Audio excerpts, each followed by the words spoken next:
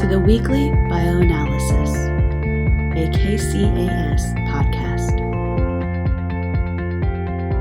Hello and welcome to the 82nd episode of the Weekly Bioanalysis, the official podcast of KCAS Bio.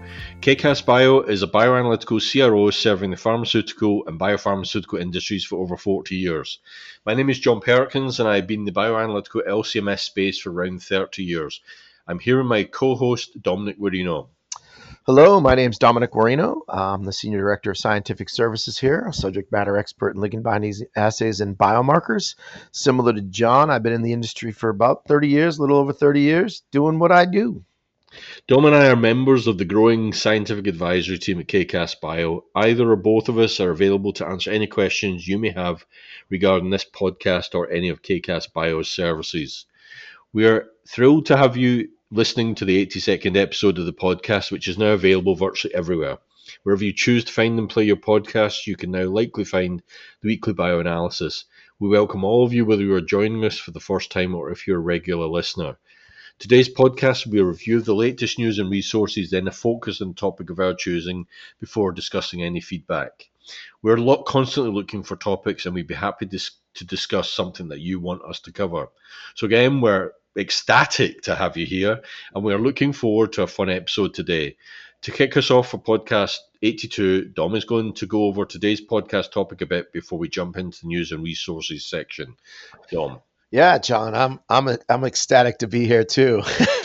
No, we got as always, if you're new or if you're a longtime listener, we've got our news and resources portion where we give you a couple highlights about what's going on in the industry.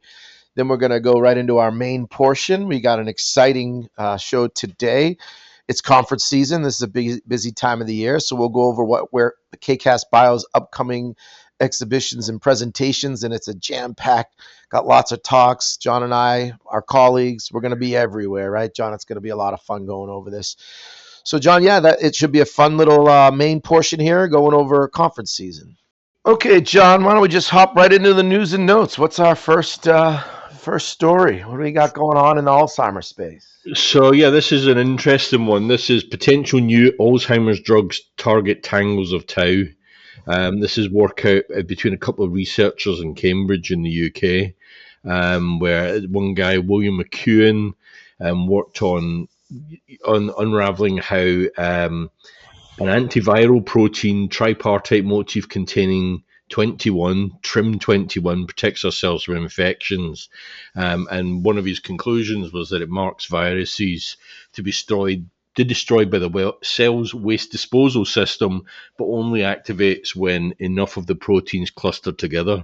So the thought was that they could possibly take advantage of that by looking at misfolded tau protein that causes Alzheimer's, and actually part of its approach is it does aggregate as part of the neurodegeneration. So they basically have taken TRIM21, developed a couple of different approaches, and then showed that both approaches can remove tau tangles from inside the mouse neurons, leaving healthy tau alone, and actually helping improve mobility of mouse modeling Alzheimer's. So it's it's real potential in terms of moving forward.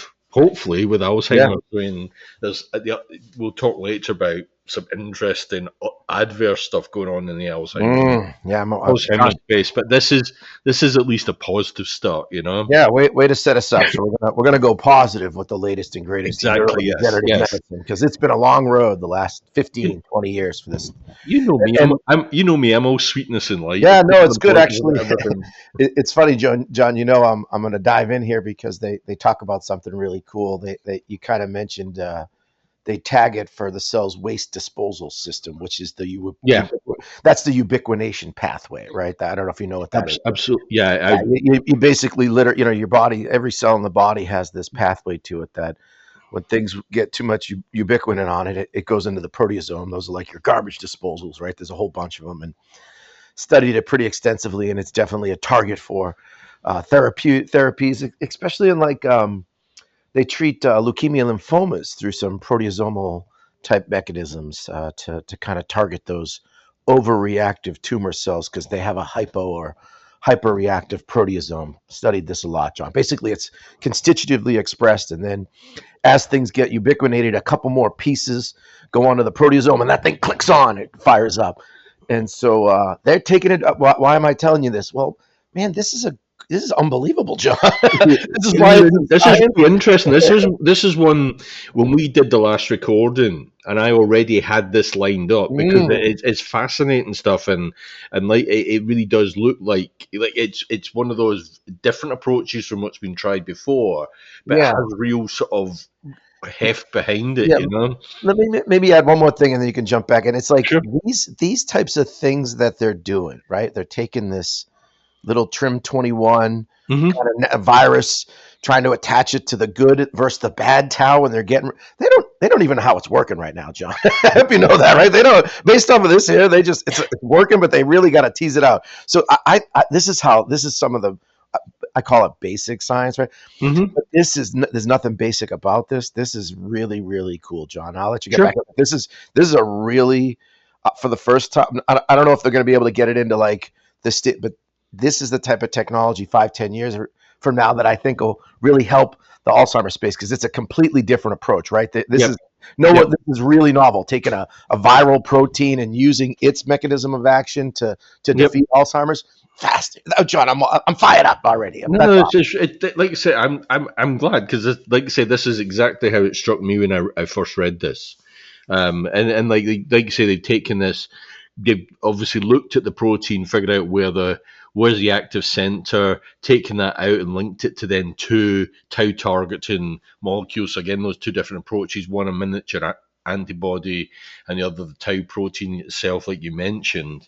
And yeah, it's so then what the engineered genes to code for the ring constructs, deliver them to the mice using an adenovirus vector, injecting the ring antibody gene into mice with pathogenic tau, either directly into their brains or in their tails, depending on the vector, and successfully cleared the aggregated proteins from their brains while not decreasing overall tau levels. I mean, it's this was in Science in late August, and they also published in Cell in September 13, because that was actually talking about their different approach. And the ring-bait gene therapy also cleared tau tangles in mouse brains, and this was where they talked about how the mice could actually walk more quickly and with more coordination than they'd previously been able to do. So they showed a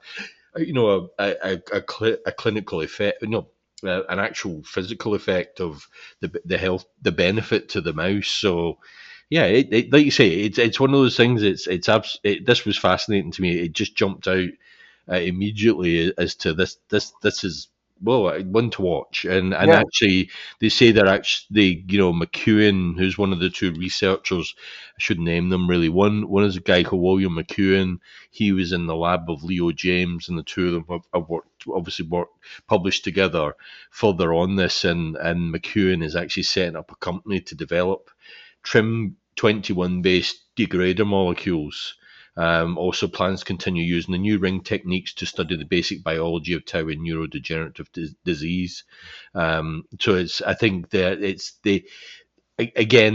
trying to get more molecular understanding as well to further move this forward. So yeah, I thought this, like I say, this stood out. Yeah, it's cleverly named, the ring domain, right? That really cool stuff there. I like that name. I don't know, names mean a lot to me.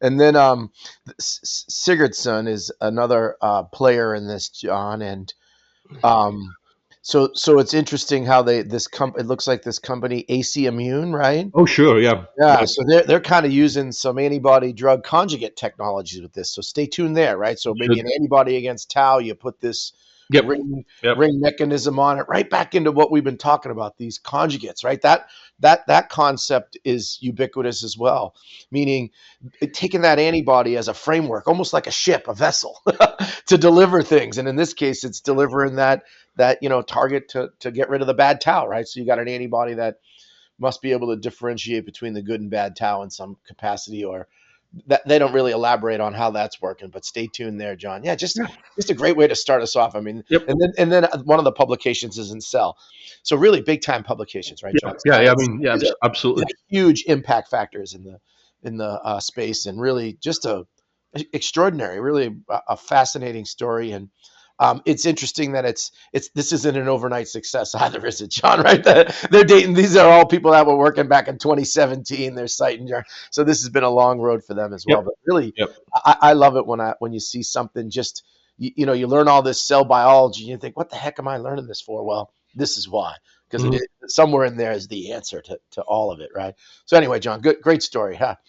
Yep. I don't know if you had anything else, but we can. Nope, I don't. Yeah, yeah. You always entertain us with some animals now, John. Let's move on. But this is again, it's fascinating. It's the observation that someone has made, and how it then is how that gives them a path to pursue something. And so this is hibernating squirrels hold protein that clears cataracts, and this is actually a group at Zhejiang University in China. So basically, if you get, I mean, as we get older, we get cloudier vision, cataracts form, and the way to treat it right now is really to,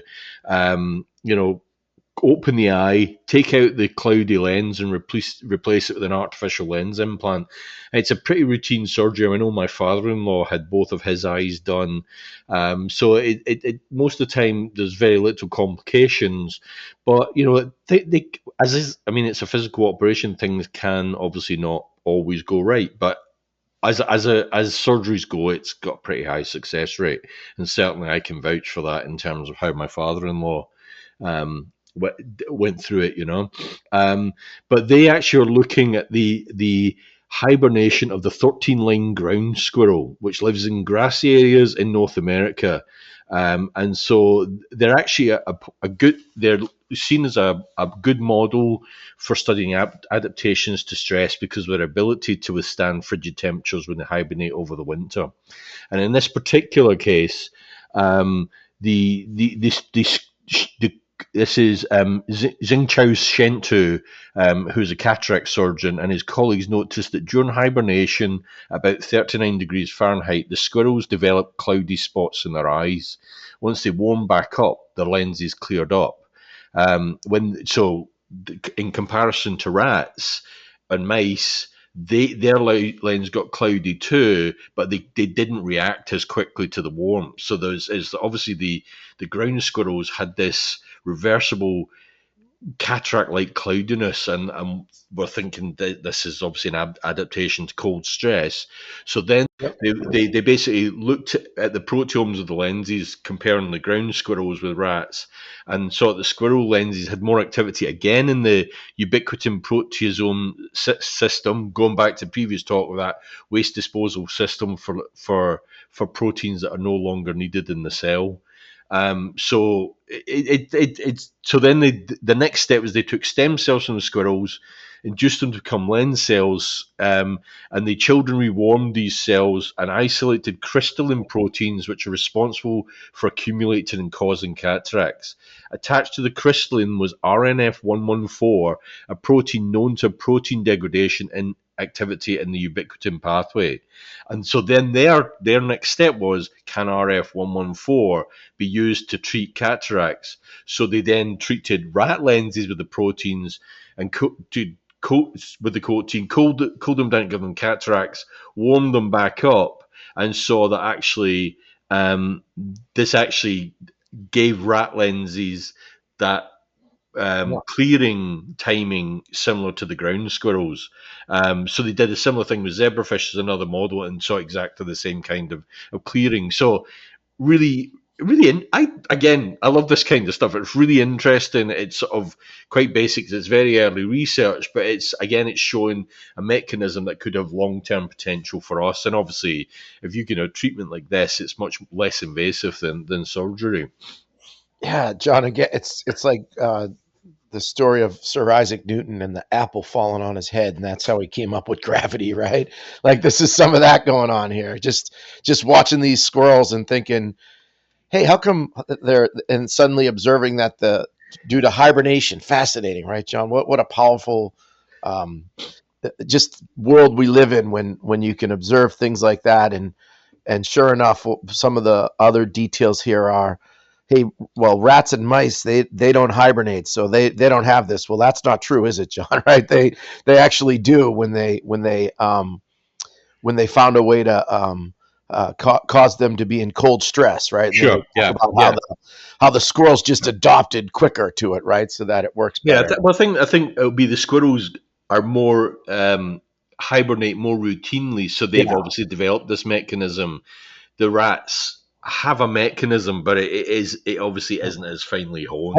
I think That's it's the just like difference. any muscle, right? Or any Yeah. system. If it's Yeah. not used, it doesn't function. You use it all the time, and Sure. it Yeah. gets more adaptable, right? But it's just really cool. And then you get right back in the ubiquitin, right? All this stuff you learn in undergrad, right? Or cell biologies and all these classes. Certainly, I took a ton of classes, and some days was like, oh my God, why am I memorizing all these pathways and subunits and cycles and all this stuff? And fast forward, and it's like, whoa, thank God I did, because this makes a lot of sense, John, and it's Mhm. really cool. This is Nobel Prize type stuff as well, in terms of um, anytime you can go move away from surgery and treat something like this, because we're all going to get this, right? This is in that category of, unfortunately, senescence takes over and everybody's Sure. on it, Joe, Yeah. right? Yeah.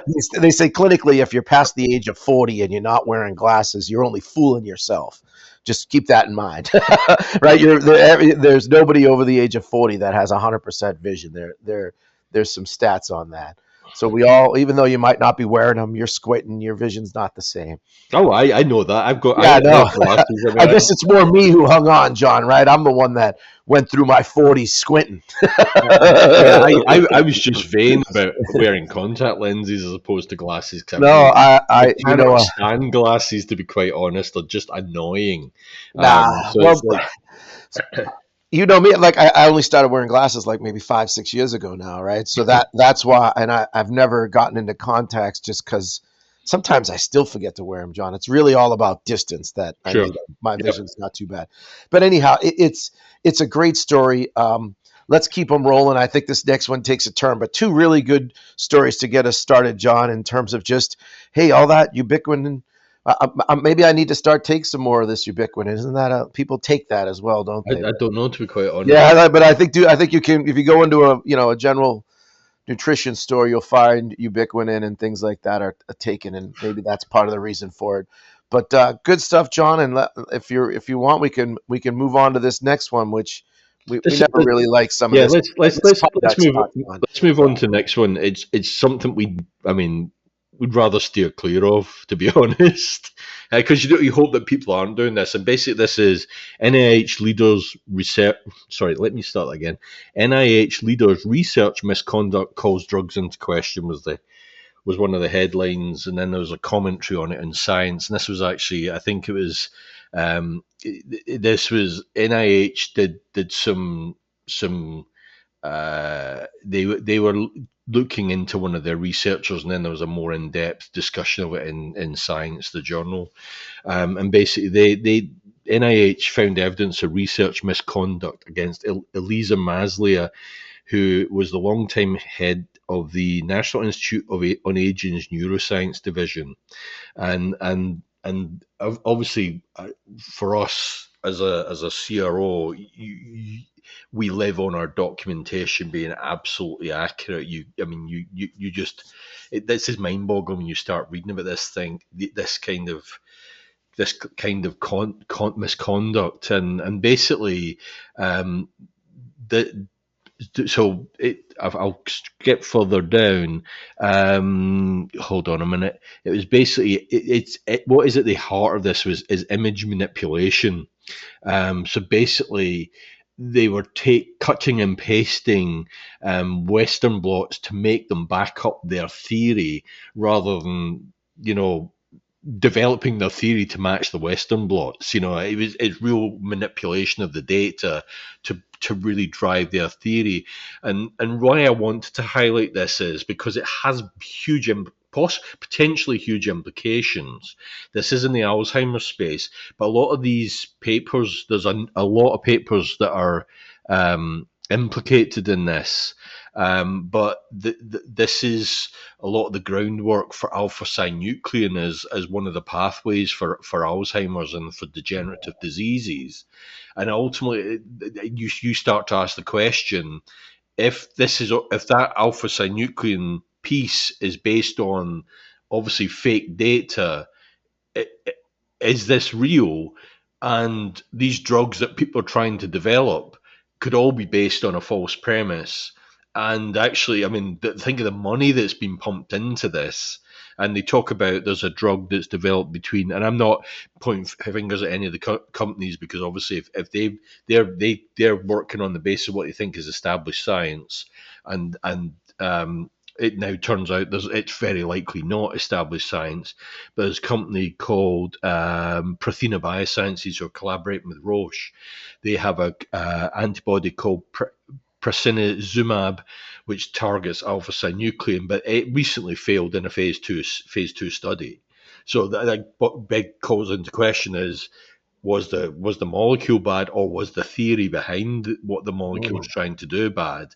And like I said, the implications are massive, because there's a number of other companies that were cited in these articles as they've got drugs in their pipeline following this model, but they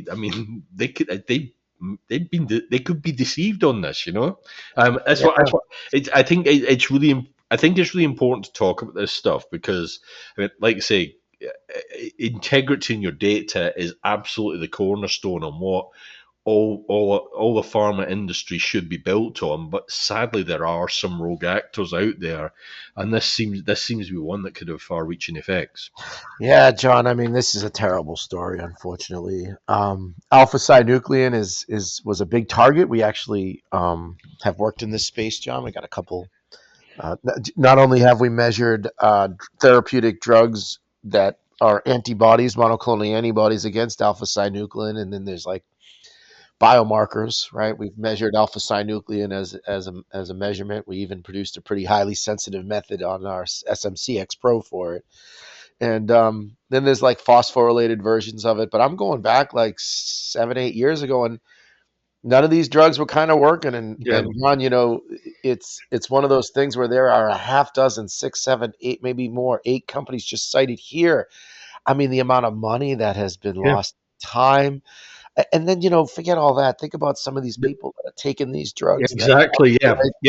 It's hard, John. It's really a black eye, and we're not going to run from it. I think we'd be naive to think there aren't some bad players out there. I don't know the whole story behind this, but I think at some point, shame is the word that comes to mind. You know better as you get aged, as you get wisdom, even more disgraceful. Not that it's ever like okay to lie. Let me be clear about that. But you could see a young person who makes maybe a naive decision or a poor decision.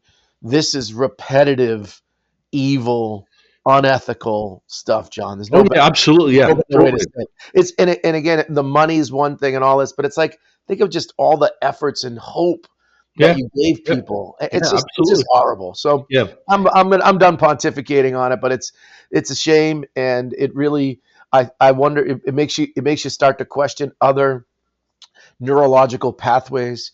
And I don't want to go down that route. That's not, nobody should be penalized because of Masala, right? That's who it is, her actions. And so, but it's a natural creep. You start to think, well, what is all this stuff? So, but anyway, when I say all this stuff, I mean, you've got all these markers: amyloids, taus, NFLs, right? There's the list, TIMFs, the list goes on and on with some of these neuro things. This isn't helping. It's already a long shot, right? It's already a long shot. Now you're manipulating data. It's just like, oh my goodness, I would hate to be an investor in this space. I don't know. It's one of those things. I mean, it's a tough enough space. Anyway, the number of investigational therapies that we come across that die en route, and the brain is obviously a really complicated puzzle to figure out, and how to address these degenerative diseases, etc. And this really, like you say, it's not something that you need at all. doesn't help anyone. No, Um, and you said it right. It's already hard enough, and then just think about like how am I dosing this? How am I doing toxicity? How am I? And all along the way, it's built on a false premise. yeah, Oh, yeah, that's yeah, awful. That's yeah. awful. I mean, and just to, I mean, as I was looking at this while we're talking, it says for the science investigation, a team of neuroscientists and research integrity experts assembled a 300-page dossier supporting their claims of misconduct in papers published by Maslia. 11 other scientists then reviewed the dossier and all agreed that the findings warranted investigations by the NIH, academic journals, funders, and the University of California, San Diego, where Maslia previously ran a research lab. So, like I say, there's a lot happen. There's a lot going on here. This isn't just I don't think this is the end of it, John. I think no, this is just the no. beginning of this. There's got to be lawsuits galore here. Lots of Mm-hmm. money just still Sure. out there. All these half a dozen of these companies got to be looking at things, going, "What are we doing?" Right? Well, Yeah, I don't know. yeah, I don't. yeah. It's horrible, and I don't know. It is what it is, I guess. But I don't think I don't think it's the end of this story, and it probably just makes you want to open your eyes a little bit more about things. But we can't live as skeptics. We got to have trust and faith in our colleagues. Exactly. Yeah, yeah. Anyway, let's move on because I wanted to touch on this because It was a good story. It was a good story. it's important that this stuff discussed. Can't just report all the good, John. Yeah. No, and kudos to the people who recognise that there might be a potential issue and then start to dig in. I don't know. It reminds me of the story about a student down in like Texas that was like spiking things in years ago. And anyway, we can move on. That was this. He was doing similar things for like some. I think they were small molecule meds, and all this money was pumped into it. And the kid was just like literally spiking the stock into the experimentals to get the results he wanted. It was terrible. Just like, but anyway, what do we got, John? Small molecule. This just to finish things in a break. Dead, right, John? Small molecule drugs are not dead. We need them. No. Let me give the background. There's small molecules longevity, and this is for you. Seeing as someone who's worried about aging and having to wear glasses and etc. This is a group. I'm not sure what the group. This is just a commentary on, in science, but it was citing a paper. But basically, there's a group looking at metformin in male cynomolgus monkeys, which they were 13, 16 years, which corresponds to around 40 to 50 by human refresh us. standards. What's metformin? Refresh me. It's a small drug. I think it's it's not a tubulin disruptor. I think it's anti-diabetes or something like that. Okay. I'll look that one up. Sorry, I didn't mean to derail you. Do the same thing. Anyway, one group got metformin, and there was a matched control animals who didn't get it. And so what their conclusions were that metformin actually slowed aging. So there was things like body weight, glucose levels, blood or urine chemistry. None of those had any. All those were pretty comparable between the two groups. But in tests of memory retention, learning new information, the metformin treated group was superior. MRI imaging showed that they had more cortical thickness in their brain tissue as opposed to controls who had noticeably lost some. They also showed that a number of cellular maintenance and repair pathways declined much less than the treatment group as compared to controls. So there's a lot of things they looked at. They also noticed greater synaptic connectivity and dendrite length in the treated animals, fewer microglial cells in the hippocampus, and other similar changes. And they thought that some of this was to greater levels of the active form of the NRF2 transcription factor. And then there was another big difference was in fewer markers of chronic inflammation in the treatment group as measured by levels of inflammatory cytokines and immune cell infiltration across a range of tissues. So there was a lot of different markers all pointed to the fact that treatment with metformin actually made a big difference to the animals aging. And like I say, this with all this stuff, it's like, what's the implication for humans? And this is, hope that there's a couple of groups that have done work on this. Like there's the interventions testing program, which does a lot of work on mouse at the National Institute on Aging, and they've seen the effect on mouse with metformin. They've also seen some benefits of sildenafil and captopril. But they've and the rapamycin they've also seen benefits from, but they also seen like things like resveratrol, curcumin, and mitocure that you'll see in health food shops don't do anything. So I think it's a nice little article saying, hopefully at some point something will come out of this that might help the likes of you and me. Yeah. Slow. I mean, I don't want. I'd quite happily slow down my course of aging, Well, and not have to do as many push-ups, sit-ups, burpees, and 5Ks, right? Like that's to me how I'm trying to do it. I don't know if it's working, but sorry, John, right? Metformin. I should have known that. It is definitely in the insulin space. It's a type 2 diabetes drug. Yeah. It's definitely in that pathway of helping with lowers blood sugar levels by reducing glucose absorption, production, and insulin resistance. So it's not insulin, right?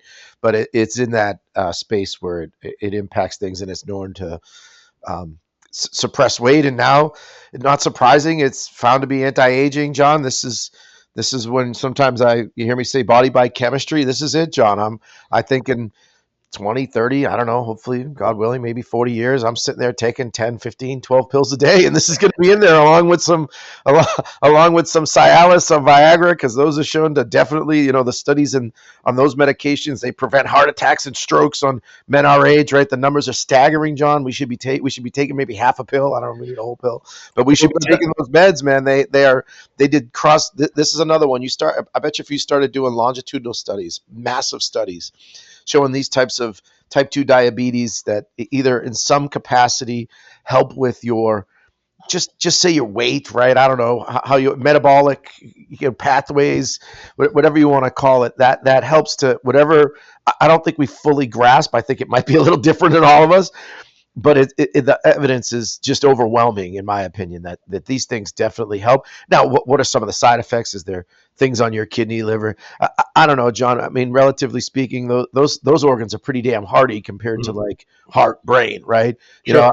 But maybe I'm just being simplistic about it. But liver does have regenerative capabilities, putatively, right? That other organs don't. So be kind to your liver and your kidneys and so forth. But the brain and heart are still the ones that seem to be the ones that get you, although there's a lot of physicians might be calling me out right now. But John, I again, it's just great. It's so funny how this is.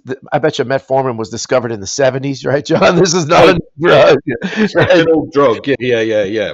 And here we are looking at it, and I'm sitting there thinking, man, I can buy it on Amazon, John. I might get some. I just, when I was looking it up, you can literally buy this on Amazon now. It's great. There's some work to be done here. I think there's still, but it's pretty.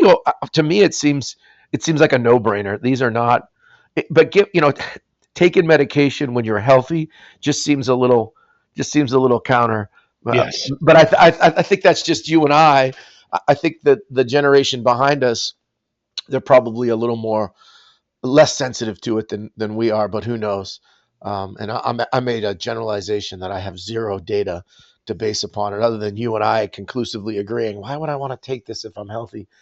But anyhow, I don't know, John. I think ask me in another 10, 15, 20 years, and I'd probably willingly put my hand out and swallow this pill every day without question, because I'm a little vain, John, aren't I? I do want to be young.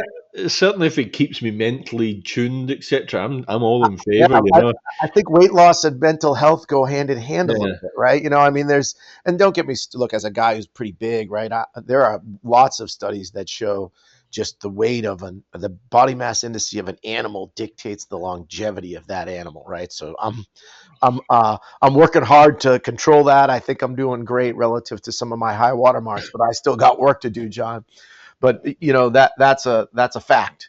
You can't refute the facts. If you look at mice, rats, dogs, cats, humans, doesn't matter. If your BMI's at your weight's over a certain level, you're just truncating your sure. time here. Yeah. So anyhow, a couple of things, a couple of last really good stuff. Couple of last minute things on this. First of all, the authors I think it must be a group in China actually, but it doesn't actually say where they're from. But they are planning a 120 patient human trial in China to sort of go further with this. So that, again, be interesting to see how that goes and what we hear more down the line. Yeah. When you said about metformin being an old molecule, it was actually first described in the scientific literature in 1922 by Emil Werner and James Bell. French physician Jean Stern began the study in humans in the 1950s, and it was introduced as a medication in France in 1957. Wow. Yeah, it's in the Wow. I mean, yeah. think about how impressed, you know, that we probably don't fully grasp how they were treating people um, de- decades ago. So I probably that just it just blows my mind a little bit. My history's a little off. You think 1920s, and I don't know. I got a vision of like just not a sophisticated lab anywhere, right? I don't know. Even still, you fast forward to the 1950s, and it still seems like it's all black and white, John. But it's probably at that stage. Obviously, they're making pills. Yeah, it's really it's I'm almost without words. But this article, John, it says something really powerful, right? I don't know if you wanted to close with that, but it's like perhaps we don't have to all get so old for so long before that happens. Like so they talk about how the whole goal here is we're all going to die, John. We know Oh that. yeah, yeah, The yeah, idea is not, and I kind of had a kumbaya in my mid 30s about this. I do not want to die slow, John. You know what I mean? I don't want to be like um, unable, hobbled. Last 10 to 15 years of my life living in and out of an ER or whatever goes on and stuff like that. I had some personal remembering of some people in my life, and I don't want to be that way. So that's a lot of the fight I have. We're all going to go, but it's like I want to live them all, John. sure. Yeah, no, I totally Yeah, agree with you I on that. want to try to, Yeah, yeah, and even as somebody who's approaching mid 50s here, I'm happy to report that I don't know. I'm going to keep doing what I'm doing. I get to sleep through the night. I talk to a lot of people who struggle with this and struggle with that, but I'm taking vegetable pills, fruit pills. Now I'm starting to take some. Finally, John, I broke down and took some allergy medication for the first time, and instead of going through half a Kleenex box a day, I'm not blowing my nose as much. So I should. My wife looked at me and said, "Oh, you should have done that like last year when it started to yeah. affect me." A little bit of heart, I'm taking a little bit of a heartburn pill. So I'm at that state where that's 8 pills, John, between the three, and I feel like an old man doing it. But God, I feel great, and I don't know if I read. I think I told you I read an article in like Scientific America about a 85-year-old PhD who he's taken like over 56 pills a day, and he does 200 push-ups a day, and he says his 85-year-old body is the equivalent of like a 45-year-old body, and I'm like, I want to be that guy. Beat me to it. But anyhow, John, it's good stuff, and So yeah, I mean, to listening go to me. back to the science in the 1920s, I always think of,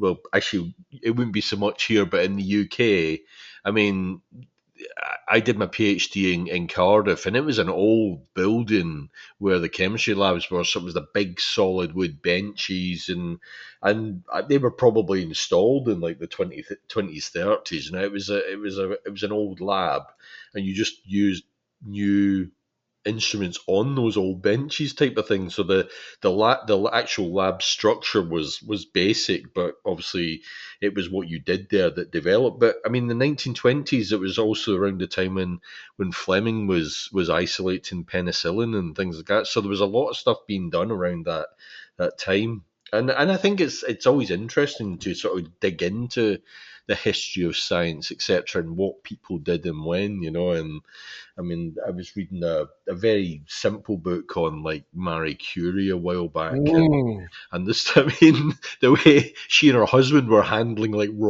yeah, raw pitch blende yeah, and stuff, yeah. and because there's that curiosity to learn without realizing the implications of what they're learning Yeah, I from. was kind of looking at. I'm like, what do I know about the history of science? And I started thinking about Jonas Salk. Right, I went to Pitt. He's part of that, and his stuff all is in the 50s. Because I feel like in my mind, 50s is more. We even have like the back in the 40s, you got the atomic age, right? That's kind of when science really got propelled in my mind. But it turns out I'm wrong, right? Science has been propelled decade over decade, John. Sure, absolutely, yeah. It's weird. I think of the gaps in, you took some histories of medicine and things like that. They seem like another lifetime ago. But my hunch is most of what I learned is from the 50s and on. But I'm guessing chemistry, biology, and stuff like that goes back to Christ times, right? I mean, people had all sorts of remedies and medicines, maybe not laboratories, but simple things, lenses, right? Like imagine being the first person to be like, wow, I can that's a microscope, right? Like, but they didn't use that word, but certainly you can go back and I don't know. It to me, it's like science. Even as I sit here, I think almost everything I've learned is within the last 100 years, and that kind of scrapes right up against the 1920s, but it's predominantly from the 50s and on. Now that I think But about my but course, yeah, but what you learned from in the 50s couldn't have happened if there hadn't been for people doing yeah, things in the 14th, yeah, 15th, yeah, 16th, 17th, yeah, 18th centuries. There's all that base, everything that has to be slowly gets in yeah. place that enables us to be where we are Oh, now. I mean, nature's always given you signs. Like the milkmaids were, they didn't get as much vaccinia they were kind of naturally vaccinated. Sure. So stuff like that. But that's like someone had asked me, what's the history of immunology? Immunology is not an old discipline, John. It's not, that word is less than 50 years old, I think. I mean, in fact, one of the first degrees in immunology, you could get a PhD in immunology was when I got one, right? That's 20 years ago. So it's amazing just the advancement in our lifetimes. But I think every scientist probably feels that way, right? Sure. Yeah. Yep. From TV dinners to microwaves for random thoughts to you, John, right? That's good science in there too. But anyhow, I think we're wrapping this one up, John. It's a good story. Well, at least in the end, we all fear that not fear. We all strive to live a healthier life. That's for sure. So with that, John, we went a little long in our news and notes, but we got a fun little topic going on here. John, this is one of the busiest times of the year, not just because of the conference season, and we're going to talk about that, but it's the start of fourth quarter, John. It just seems like this is it. October is just a massive month, not just for our industry. You talk to your friends, you talk to people. This tends to be one of the most productive months because everybody's got budgets, everybody's got goals and initiatives, and you got to get it done between now and Thanksgiving, because as soon as Thanksgiving rolls around, it goes from fun to stressful, John, right? Now it's not Yes. fun, right? Yes. It's fun working, but you get into that holiday season and it gets into like, oh my God, work and Christmas, But anyhow, yeah, John, you want to, so we're going to talk about the conference season. We're at an all-time high in our presence in this, but I'll maybe kick it over to you and you can tell us a little bit more about what's coming up or where you want to talk to us. But I mean, I feel like we're all over the place, John, and we're worldly travelers these days. to some extent, I'm not involved in a lot of these, but it's just worth it. I mean, yes, it's conference season, so it's obviously we're now at the stage where a lot more of the in-person conferences are mostly back in full swing again. After a lull of for some of them quite a while, and I know talking to Chris Frankovic, there's a I'm not sure what the group is, but they had like dinners every so often with speakers, and they've just got going again. I did one of those with Chris back. You don't mean the PBSS ones? No, it's not PBSS itself. Yeah, The I know what you're talking about. PBS have been very active in Yep. like the last year or so, and they really are back in full steam. And there's one of those coming up that Chris will be attending. But yeah, it's nice that we can sort of think about we're back in full swing with conferences. Although I will say you still have to be a little bit careful because my wife went to a conference in Copenhagen, but 2 weeks ago, and she came back with a new dose of COVID. So it's still out there, sadly. I've heard some stories of people getting pretty sick traveling, and that's a fear next week for me. But yeah, go on, John. So we're not at all these, but we got a good presence at most of them, though. Yeah. Yeah. So I think it's just worth talking through what we're doing, where we're going to be, where we've recently been. Because in looking at this, there are a few meetings we've been just this week. I think we had, so we have the event planner. I can't remember what's it called. Enablix, yeah. No, it's not. It's Exhibit Day is what we Exhibit use. day Exhibit we Day. use as our planner and diary, and there's like 3 different conferences this week that Yeah. various people were at, being including the Immunogenicity and Bioassay Summit in Washington DC, and Lindsay, who is like a scientific advisor on the LBA side, was there, and then we also had representation at Festival of Biologics in Basel. Now, I Yeah. think obviously both of those much more in your realm, being the large molecule side of things. But No, so I can help. Tom attended too. Tom Sposito, our representative for the Southwest, and like you mentioned, Lindsay, the scientific advisor for ligand binding assays, and I'll start with the Immunogenicity and Bioassay Summit. It's I think it's like maybe the 7th or 8th. I feel like I've been to over half of them. As an organization, I think we've been to 90% of them. It's always in DC, gets a heavy presence from the FDA, not maybe a couple hundred people, but a solid meeting, John. Just really good stuff on immunogenicity and bioassays, obviously. And when they say bioassays, I think they mean a lot more like cell-based assays, John. Not, although I do think they have some PK talks, but the focus is always immunogenicity driven. Just a really good meeting, gets latest and greatest. And then like all of these meetings have the hey, if this is new to you moments, right? So some of it's a little bit redundant for people like myself that have been studying immunogenicity for a long time, but there's always things that are like, oh, I didn't know that, or oh wow, that's a new kind of approach. And I'll just close out on this one: the immunogenicity field's being turned upside down, and what I mean by that is there's a big push to eliminate the 3-tier approach. Mm-hmm. And it's hard to that might be a whole nother topic. We might bring somebody on for that. Sure.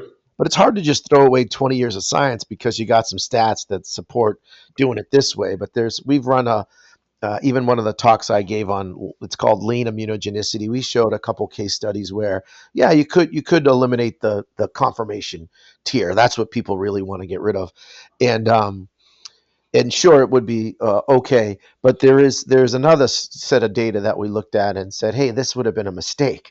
So I don't mind change. I don't I'm kind of an agent of change, but sometimes you do got to really look at what you're saying.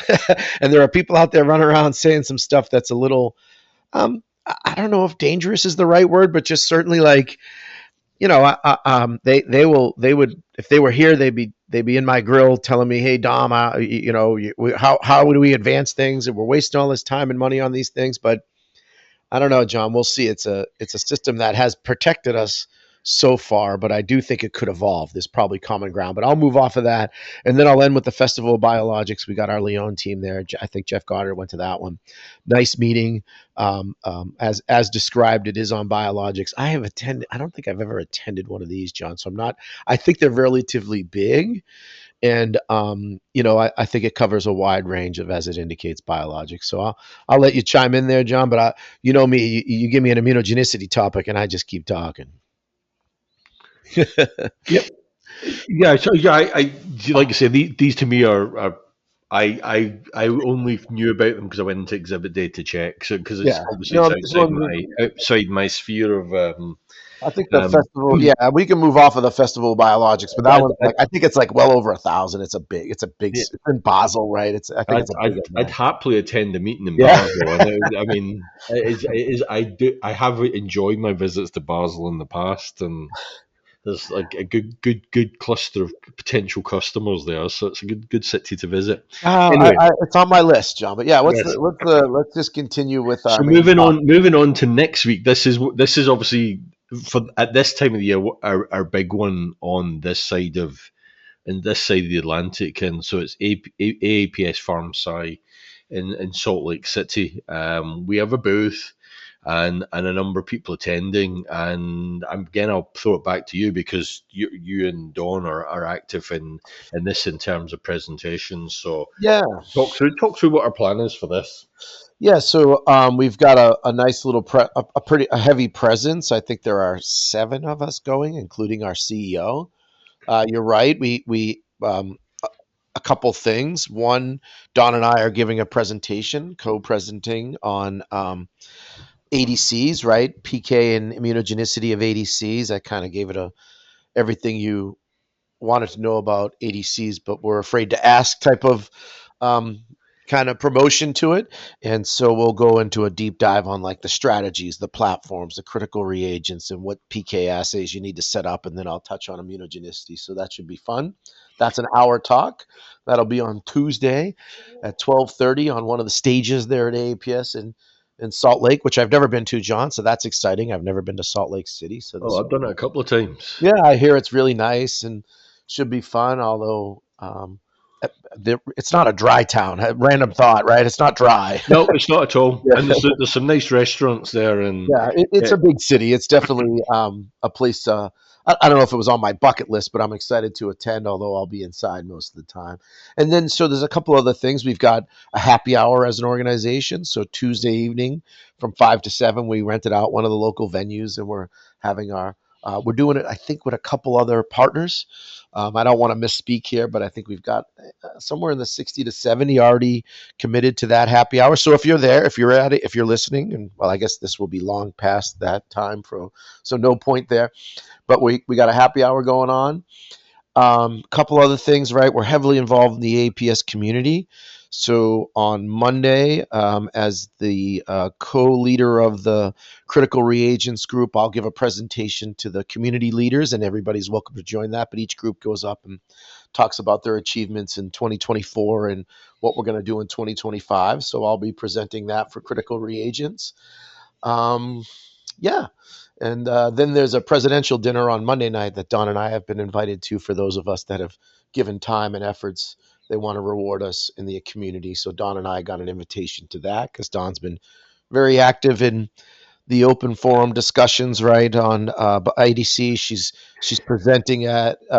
She's been given a lot of talks on hybrid mass spec to the PK group and the ADC group as well. So just those are kind of the groups I'm heavily involved in. You know, our molecular lead, Carrie's involved in the PCR group. Lindsay's and Sheck are all over the immunogenicity ones and the cell-based NAB one. So we got a nice presence there, but there's 2 events that we'll be attending, as well as our presentation as a third. And then last but not least, we have our booth and a wide variety of other kind of, meetings. But AAPS in general has a couple different tracks. There is the heavy, true pharmaceuticals, right, John? The more CDMO stuff. Yep. The conference has a very large presence in the biologics and hybrids and ADCs, right? That's a big part of it. There's like, I think 6 or 7, at least 2 different sessions with maybe 5 talks each on ADCs. So those are some of the things that I'll certainly try to attend. And even just to round things out, I find myself on the ADC focus group leadership team because they want to produce a white paper, and I've kind of volunteered for that. And so I've been asked to kind of go and rank some of the talks because those are people we might want to invite into our group to give a presentation to the ADC group. So just fun stuff like that, John. A lot of science. Usually there's a lot of fun at these things. They're big events. Happy hour should be fun. Yeah. I don't know if you. I feel like I think I got it all covered, John. I don't have anything to add. I mean, it sounds like typical, APS meeting, and I think the number of attendees is up this year too. So to your point, that's better. Yeah. I don't think any of it's virtual this year. I think it's all in person, and I do think it's not going to creep up to its heyday when it was like close to 10,000 at one point, but it should be a lot more than last year or the past few years. And I don't know what the final numbers are, but I remember attending an AAPS in like Atlanta where there were like 6,500 to 7,000 people. And I was like, oh my God, this is massive. And someone was like, no, these numbers are down. They had 10,000 in New Orleans a couple of years ago. So Yeah, it's certainly fluctuated, and as with all conferences, yeah, been but subject I think to it's coming what's back in a happened big, big outside. way. Yeah, and it's really they're focused. A lot of cell and gene therapy too, so they're staying Mhm. up to times. Sure, absolutely. Yeah. But it still has a lot of elements of like pharmaceutical scientists alumni, right? That's a huge part of this. Hmm. The University of Michigan, Pittsburgh, Rutgers, things like that. They all have huge attendees, or I say huge, but there's 30, 50 of them meeting. Well, you can imagine if there's 30 or 50 universities doing that, that's a big contingency of the group there. Okay, John.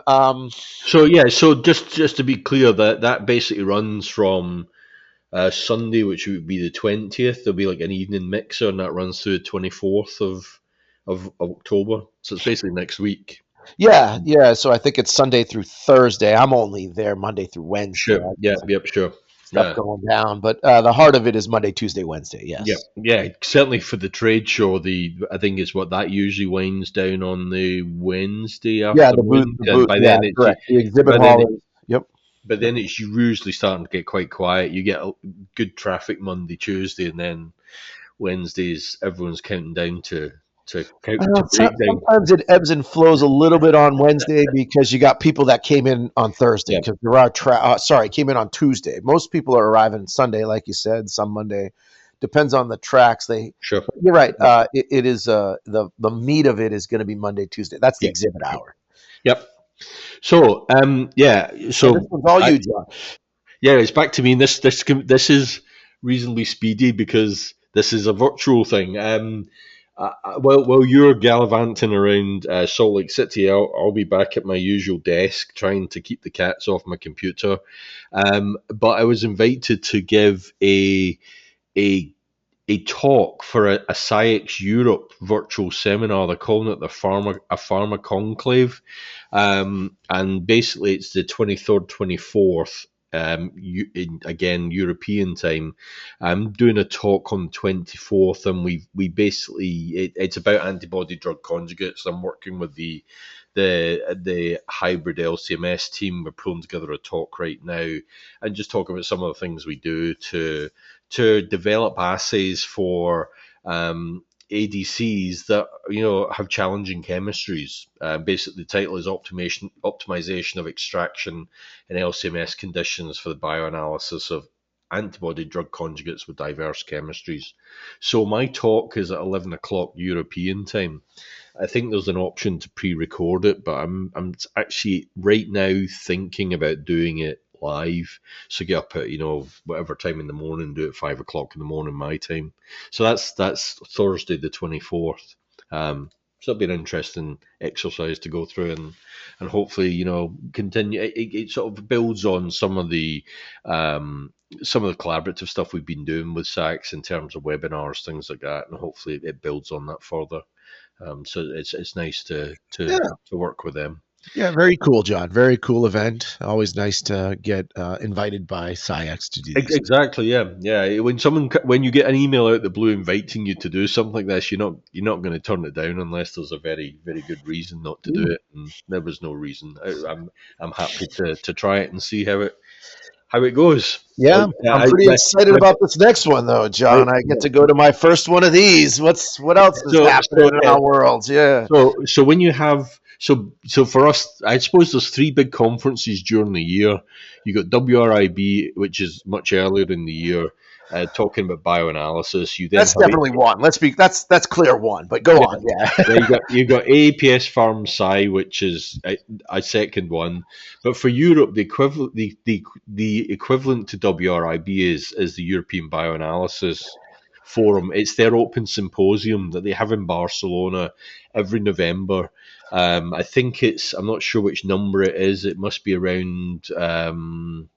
It must be 17 or 18, something 17, like that. 17. Yep, Yeah, 17. so it's their 17th Open Symposium, and I've been to, I think I've maybe missed two or three of them, and it started off in one hotel in Barcelona, and for the last probably 14, 15 events. It's been in the same. What used to be the Hesperia Tower, or they were bought by Hyatt, and now it's the Hyatt Tower Barcelona. And so they have a proper conference space in the hotel. And it's a really nice meeting in terms of it's intense on the science. You also have an exhibition, but the a lot of the coffee breaks and lunch and there's like happy hours are all in the exhibition center, so it's actually a really good chance to not to get to obviously have a nice drink or food or whatever, but you actually get to, it encourages people to come and visit the booth. So we will have a booth there, which will obviously Dominic and I are both representing from the US, but there'll be our colleagues from Lyon as well. So it's a really good chance for us to present all that we do as a company to the European market. I mean, for me, it's good for me because obviously LCMS is currently is only in the US, so we do want to. We certainly talk about the ligand binding side of things to European customers, but we don't want them to forget that we're strong on LCMS too. So we have the booth, and then both of us are giving talks. My talk is.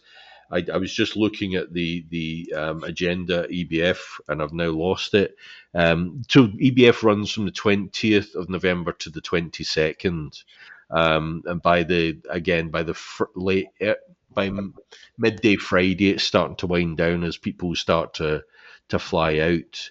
And my topic, if I can find it now, which I had it earlier, and then I'm giving a talk on the 21st, Yep. Tuesday, I think, and mine's on hybrid mass spec and some case studies. It's should be fun. I'm kind of excited to give it. Obviously, little going to need some assistance from Don as I prepare for this, but pretty excited to talk about all of our case studies, the rich history we have of ADCs.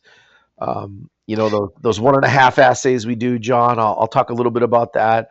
We'll talk a little bit about the bottom up approach or the top down approach, right? Meaning, can you just always, if it's easier just to look at the intact, kind of pull the protein out and look at it, right? Versus do I need to digest it type of stuff. Talk about some of our case studies there.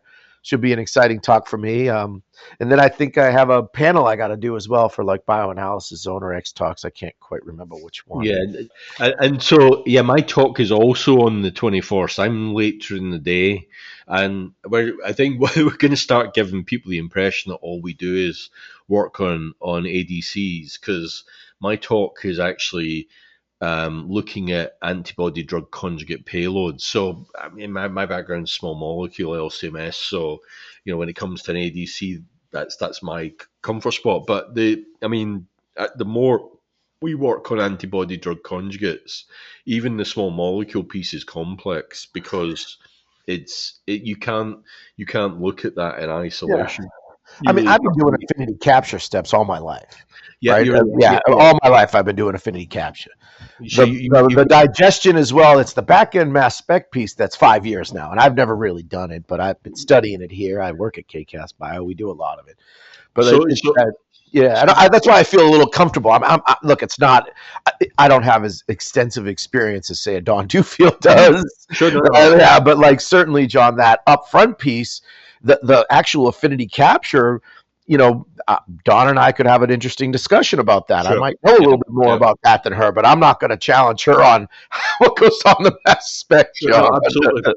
So just to give a little bit of background to mine, it's basically the payload being the small molecule piece. The actual analysis is relatively easy in terms of it's typical. Yeah, but is it? I feel like, is that a true statement? You got me thinking about that. I was a random thought, but like, go on, continue your thought. Maybe I'll ask a question. Now I got a question. Now we're turning into real scientists again. Well, I'll say it's relatively easy. I mean, it's particularly if you're looking at the free payload or whatever. Already fallen off the ADC. Is the metabolites a problem at all, or incurred samples issues or anything? Well, that's part of the issue. Is when it comes and when it comes to these assays, you cannot just be thinking of the payload as a small molecule.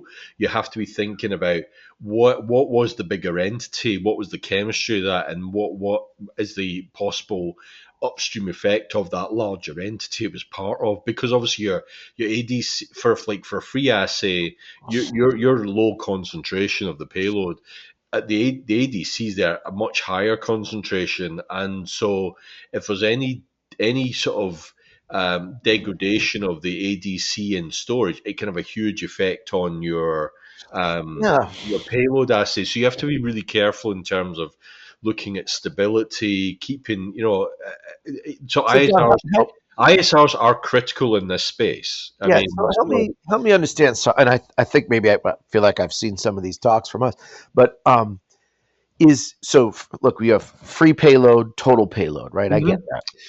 Free payload, less problematic, right? Lower levels of it. We have assays off the shelf for it. The No, metabolite. but Oh, that's the thing. It's not oh, net. it is the problem. Okay, okay. It's not necessarily because the free payload is the critical small molecule assay because that's what you're And is that that's harder because there's? Sorry, go ahead. hold on, that's your measurement to say that to test how much of the payload has fallen off before getting to the target. So you want it. Yeah. So you want your free payload concentrations to be as low as possible because the reason for that is the payload is obviously your toxic. So, It's John, toxic chemical that you're trying to deliver to the tumor. yeah. So it's twofold then, right? The sensitivity of that method needs to be really That, low, that's one thing, right? yes. Yeah.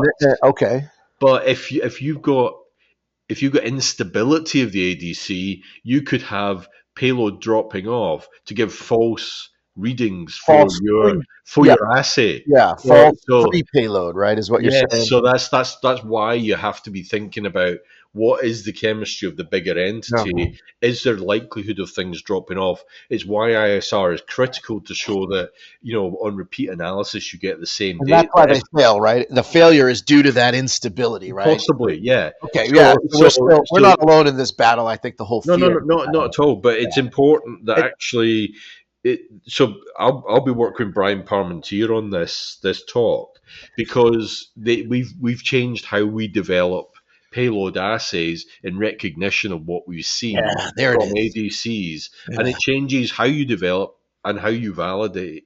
Because you're assessing additional things to make sure that your assay is robust and ready for sample analysis, and obviously ISR is a test further downstream. So that's the gist of it. I don't It's know, John. It seems like you should just be knocking that entire thing off and trying to figure out what the total is and not worried about free and total, but that's okay. We'll see. That's just my simple, humble opinion there because that can give you some real but false readings there, the right? total's less a concern. It's really wanting to know what the free is Yeah, because but I mean, what you just said, it's almost virtually impossible. Well, okay, no, yeah. it's not. Is it? It's not You because know, you can but control it. is it? You You can, think you can control what knocking it off, like the in yes, vitro? yes. I Okay, mean, okay. You put a you've got stabilize it, or what do you do to help prevent that? well, you've got I mean, there's extraction on ice. There's things like that. Okay, I mean, okay, okay. This is my naive, my lack of and, probably and understanding the extractions that can be and to be done. honest, I'm learning this as well because I Yeah. haven't Okay. actively done it.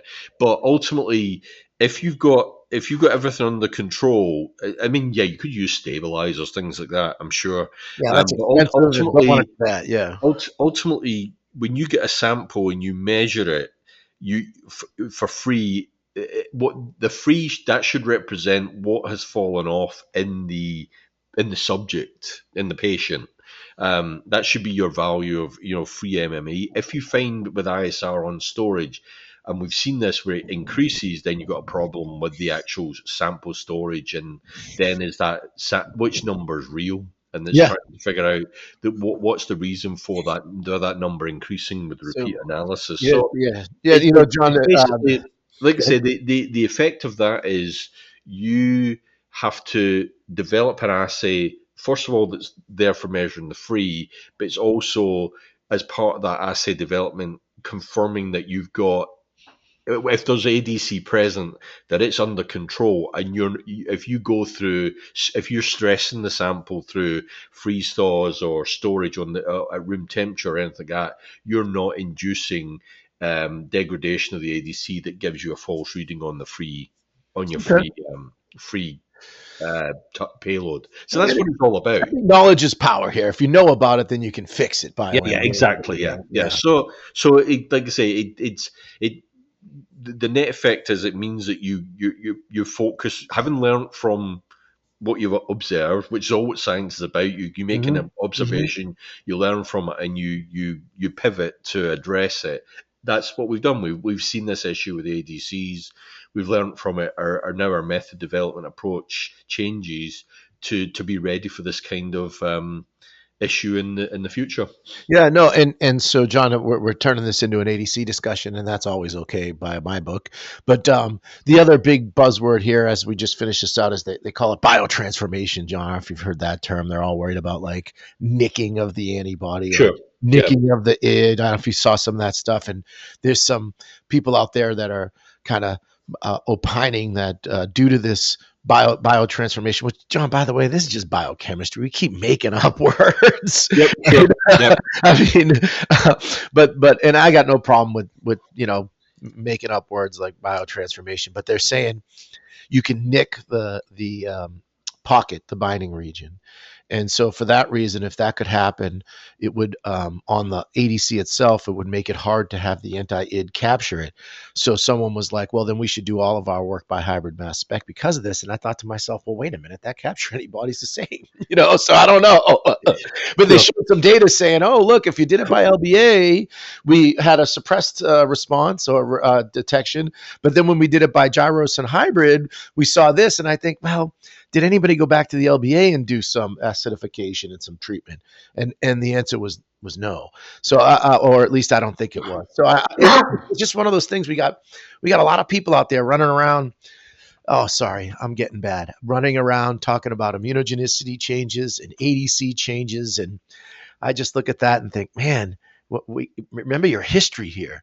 Let's not just throw it all away. Sure. You got a case study that says you should use hybrid, or you have a case study that says, hey, we don't need a confirmatory assay. And again, I'm still confused by that one. I don't want to talk about it. I think it makes my head hurt a little. I don't get how you don't want to make sure something. Think about the word confirm. Yeah, exactly. You want to get rid of it? Can we just find a better way? But anyhow, that, John, maybe we get back on topic a little bit. That was a great, John. I love that discussion. It was good to hear. Thanks for sharing some light, on that. It gives a bit more depth rather than maybe we're due for an ADC discussion here soon. But John, I'm excited to go to EBF. I haven't been to Barcelona since 1989, so I'm pretty excited to go back. Vaguely remember it, only spent a half day there, John, when I was living in Spain. So I don't even think I spent the night there. I was able to kind of just go, and even then, when you're 17, it's like, I don't want to go in. Sure. And now it's like, I'm pretty excited to get back. Should be some good eats. I can practice. Yo puedo practicar mi español un poquito también. So it should be a lot of fun.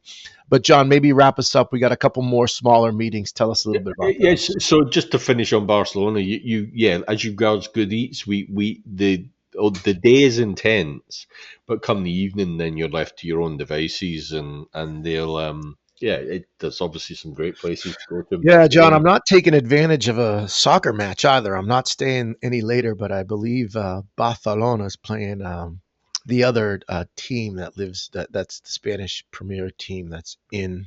They escape me, but they're in Barcelona, so it's an away game for Barcelona, even though it's in the city of Barcelona. If you know what I mean? Sure. Yeah. I don't.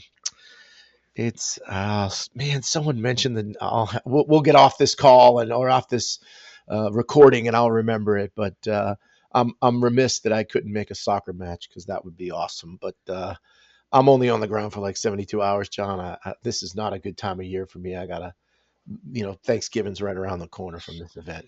Thanksgiving, for me. So our approach is slightly different. My wife has booked tickets to Edinburgh the week before EBF, so I'm going to fly out and join her Yeah, and that's smart. then fly from Edinburgh to We're worried about my Barcelona. son. You got a longer leash than I do. No, that's not the right way to look at it. I just got a boy who's going to be home from college, John, Yeah, and he yeah. was home this past weekend, and it was awesome. But maybe we'll talk about that in a minute. Sure, yeah, absolutely. Let's round up these last Yeah, few meetings. so we do have some other smaller meetings, none of which I'm involved in, but I thought again it's interesting to say where we are, what we're attending. There's an Oz Biotech meeting in Melbourne, which I think is Crux Yeah, Biolabs people, and then I think it's Brian Weil from Philadelphia is correct. joining that one. Um, We'll I take a don't. second on that, right? We're going to show off our spectral flow Sure. capabilities down Yep. there, right, John? That's what that's about. I don't know too much about the conference. You're right. Brian will be there. It's in collaboration with Crux. We should have our harmonized panels, John. That's exciting. And what I mean by that is we got two spectral flows, SciTech spectral flows in Philly, two of them in Lyon, and two of them in Melbourne, Australia with Crux Labs. We're the first CRO to have that sort of spectral flow SciTech specific ones, redundancy across the globe, Hmm. and then we'll soon to have a couple harmonized panels. They're TB-NK extend panels. They got some macrophage and B cell stuff added to it. I believe there's one other panel. I don't quite remember exactly what that is, but I think there are at least the one, and I think it's like a 15 or 20 color panel that will have across all three sites, John. So really, really cool stuff. That's part of the IQ, OQ, PQ of the instruments. So we'll have the qualifications of the instruments are complete. We're in the process of finalizing that PQ part, which is that validation of the panel across all three Sure. sites. Yep. Yep. Really cool, John. I don't. That was my diatribe on that. Maybe tell us about the next one. I don't know if you have anything else to I add. don't know much about this. This one's basically Society for Immunotherapy of Cancers in Oh, this is a Houston, good one. and that I think that's Tom Sposito is attending that Yeah. one as an attendee. I don't know if anyone else is joining It's on a that one. really good meeting, John. It's a hard hitting cell and gene therapy meeting, as you can imagine, right? And I think of it as a nerdy meeting. It's not that big, like you said, but I think it's probably a 500-600, but or maybe not that many. I think I've been to one a long time ago. This isn't a new meeting, right? SI, um, and it should be fun, John. I don't know exactly what Tom's presence is I don't. there for us, but you'll get a lot of the CAR T cells, right? When they talk about Society for Immunotherapy for Cancers, there are some ADCs in there, but a lot of it is in that cell-based gene therapies or even just gene therapies in general. So, yeah, John, and we can move off of that one. I continue down the. We got a couple more you want to mention. I'm not familiar with this next one, but Again, French Society of Toxicology in Lyon. That again, it's in Lyon, so obviously we'll have representation from our lab there. Again, it's not a meeting I know anything about, but it's as we're talking, where will be? I thought it's worth yeah, adding to the list. And then the next one I know about in November is PBSS in Foster City, which is like we mentioned very early on, they've been really good about getting regular meetings back on the calendar with a wide variety of topics, and it's a nice single day meeting. PBSS. This one is on large molecule stuff, and I think Carrie Villadal is joining Chris Frankovic out there for this one. It might be cell and gene therapy related. no, yeah, it's a In the orthogonal approach to monitoring gene therapies or something like. Sorry, but it's orthogonal approaches using hybrid mass spec and qPCR, and Okay. think Okay. I Okay. think Carrie's doing that, but maybe Don might too, or we might sub them in and out. But it's a pretty interesting one on like just what I said, like backing up hybrid data with qPCR data or vice versa. And I think it's for like ARCs, John, right? Something like that. It may well be. RNA type discussion, and Sure. this is a whole nother. We got even I love it, John. We got so many topics we could do for this podcast. The ADC is a good one. We could do an immunogenicity lean. The other is in general the use of these just hybrid mass spec, hybrid ELISA, and PCR. Sure. Yeah, yeah, That absolutely. in of itself is really all the rage as we get more of these siRNAs and any sort of oligos and anything that's got a business piece to it that's a tweener, less than that 10 kilodalton, right, or in that Yep, area, yep. right? Where ligand binding assays have some ability, but they that real estate's small. PCR could be used. I think that I don't, why, but if you're going in to do a test for hybrid, why not piggyback it onto it? That's kind of the approach, but should, should be kind of fun. I think it's, I don't know. I think it's a strategy discussion, not a data driven thing. Yeah, I I'm not haven't sure. seen too many side by sides. Even now that'd be a good investment for our company to take a look at side by side measurements of the business piece of the arc by PCR versus hybrid or something like that. That would be cool. Sure. Yeah, absolutely.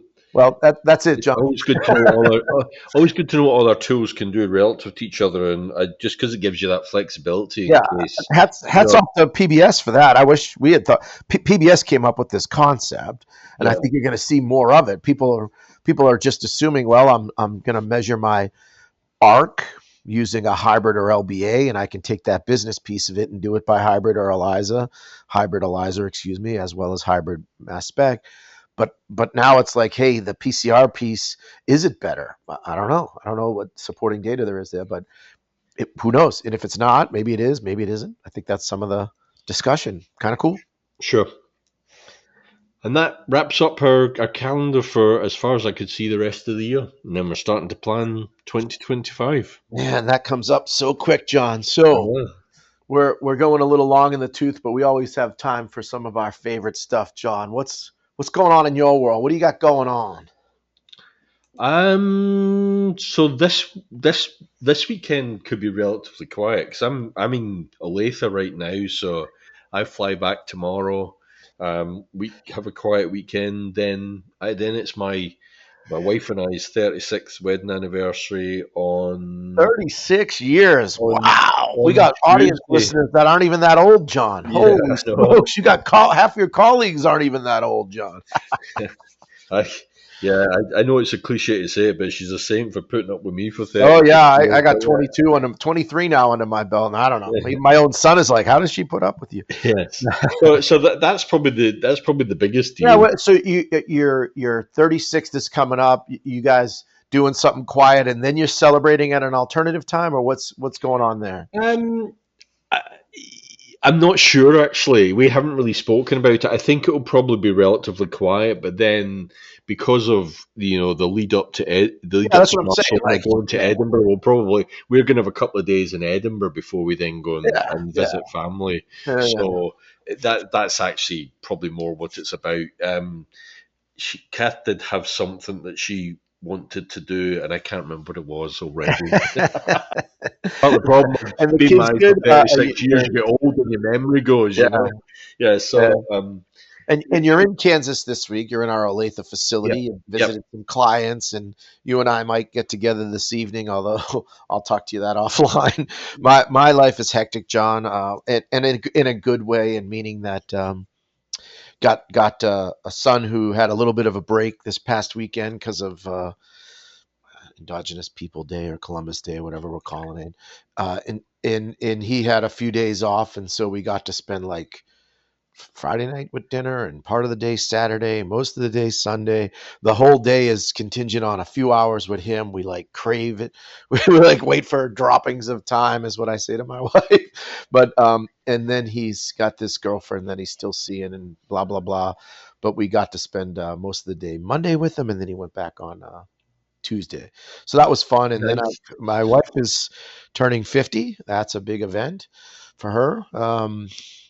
She wouldn't be happy I was talking about it, but that happens this weekend, and it just coincides with it's Dad's weekend. The day of her birthday is the day of the Dad's weekend at my son's frat, which is not a big event. We're gonna go tailgate at the KU football game and do whatever. I really don't know because there's a bunch of men planning it, so we have no idea what time we're supposed to be there. But there is like a bus taking us from his frat all the way to the Arrowhead Stadium where the Chiefs play. We'll watch the game and get to know some dads. And there's a few dads I already know, so we're all going together. It should be fun. But and then just rounding out, I'm putting myself to sleep. I'm boring myself, John. But for my wife's 50th, we are going to a little place called the Elms in Excelsior Springs, Kansas here, and it's a spa. It's really, Okay, oh nice. yeah, and Yep, yep. I got our whole spa package for a day. So we check in on like Thursday after I get back from AAPS. So I go to AAPS and immediately, it's only maybe 90 minutes from our house, so it's an easy drive. We've never been in the 16, 17 years we've been living here. So we're super excited for that. They say it's haunted. It's one of the third or fourth most haunted places in the country. There's a ghost tour we can do that night, but then Friday we spend the whole day in the spa. I get a couple little treats for myself. I got this water massage I'm excited about, a detox thing I'm excited about.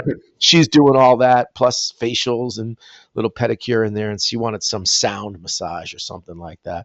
So we got that all locked down. It wasn't stressful, but it took planning, John, right? You know how that goes. Yeah, absolutely. And then Yeah. we spend a couple days up there, and they got some nice food, and it's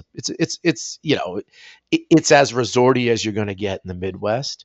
I've never really been to anything like this, so I don't know what to compare it to or what it would be like in, I don't know, upstate New York or California for that matter. But people love it here locally. We got a lot of friends that go, and I think we're just super excited, right? All that sounds like a lot of fun, John. So, all right, John, with that, I can't not talk about my Uni Pizza Grill after last week. I cracked that thing out and made a little pizza on it. It was a lot of fun. I still got some work to do to master that thing, unlike my big green egg or my sous vide where I'm crack-a-lacking there. But John, I want to tell you, I'll just leave you with this. I made an eggplant parmesan that was to die for. I don't know. I'm figuring that one out for sure. I got that one down pat. Good. Yeah, it's a little. I think it's a little bit about how you bread them, and then you bake them, and then you make the parmesan out of it. I used to fry the eggplant. Sure. That wouldn't cook it enough. Yeah. Baking, it's the key, John. So I don't know what's going on in your world. Culinary wise, I'm much more simple. But when I was back in the UK in August, I ate out very well while I was there. Some fantastic restaurants there. But one of the things quite often that they served was bread with Marmite butter. So basically, it's Marmite is the side byproduct of the brewing process. It's like a yeasty spread. It's really intensely flavored. Huh. You have to be really careful how you eat it, and a lot of people hate it. It's not my favorite, but go on. Yeah, a lot of people love it. However, when you blend it with butter and then you put it on fresh crusty bread, oh my god, it is so good. So one of the restaurants I was at, a restaurant called Rogan and Co in Cartmel, I sort of was talking to the waitress and said, "This is so good. What's the proportion of Marmite versus butter?" He gave me the how they do it, and I can't remember offhand how much Marmite is. It's not very much Marmite to butter. I did that when my wife was in Denmark. I finished that pot by myself, then made another set at the weekend, and I think it's just gonna be one of those things I'll constantly have a pot. Yeah. You had me at bread, John. That's another. It's that, like I say, it's that. Do it with fresh bread, and honestly, it's fantastic. You just cannot stop eating it. It's brilliant. Isn't funny? Bread is like a Snickers bar. I prefer a piece of bread than the Snickers bar these days. So Rogan and Co is like one of the restaurants. Is the guy that runs is a guy called Simon Rogan. His like flagship restaurant is called Loncloom. It's on this one village in Cumbria. But I ate on there a second night. And the Loncloom version was like a yeast and onion butter, and it takes like 3 weeks to prepare this butter. I mean, the Marmite one is so much simpler. I'll stick with it, but it's like I'd love to get the recipe for that, but I don't think I have the patience to make it. But it was Marmite butter is fantastic. This yeast and onion thing. It was unbelievable. Yeah, it's not. You can tell we're old men because it sounds delicious. If my 19-year-old would be like, "What?" It's so easy, but it's so pleasing how good it turns out. So that's my current success that I'm basking in. I would be remiss to not mention the 40. I've made 3 batches of pasta sauce this year too. Tomatoes were good. So I bought a bunch of tomatoes, some canning ones, some regular ones, and been dabbling in my pasta sauce. Made up, I think about 40 quarts I made. I kind of give them away and here and there. Maybe I'll bring you one, John.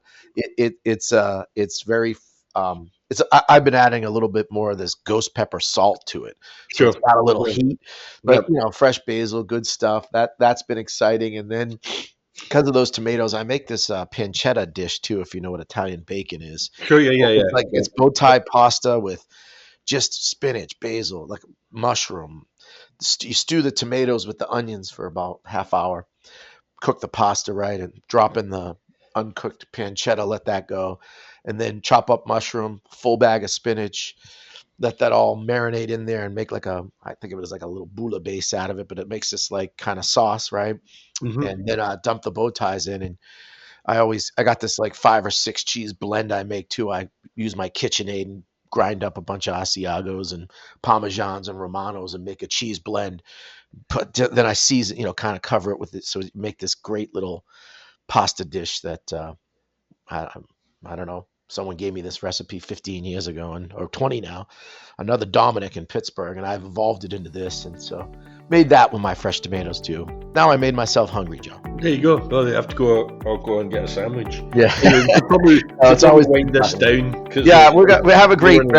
We'll see you in the funny pages. Okie dokie. Bye.